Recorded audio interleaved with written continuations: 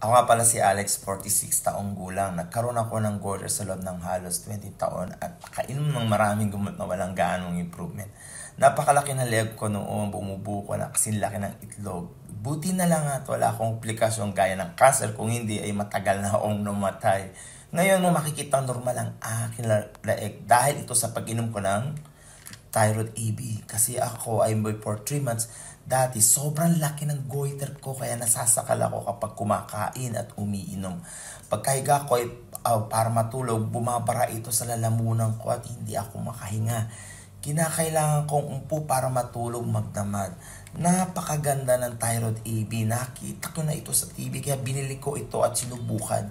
Ininom ko ito ng 2 beses sa isang araw at pagkatapos na isang dosenang araw gumaan ang aking leeg. Kapag nakalunok ako ngayon at mas malinaw ang lalamunan ko at hindi na ako nasasakal.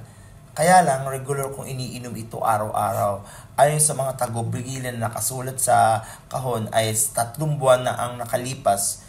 Pagpunta ko sa doktor, sinabi sa akin na gumaling na ang goiter ko at nagulat talaga ako. Kaya kung sino man ang may goiter, bumili at gumamit ng thyroid AB, ito ay napakabuti. Matagal na akong may sakit na ganito at gumaling lang ako dahil sa gamot na ito. Kaya huwag kang matakong gumasos, magpagamot ka agad. Pag healthy ka, pwede kang kumita. Kaya huwag kang magpakatanga para magpa-opera. Sobrang delikado at babalik ang sakit mo. Pagkatapos ko sa ospital, nakita ko na sa bawat 10 tao, iilan ang namamatay sa sakit na ito at marami rin ang hindi pinapansin ang mga simptomas nito.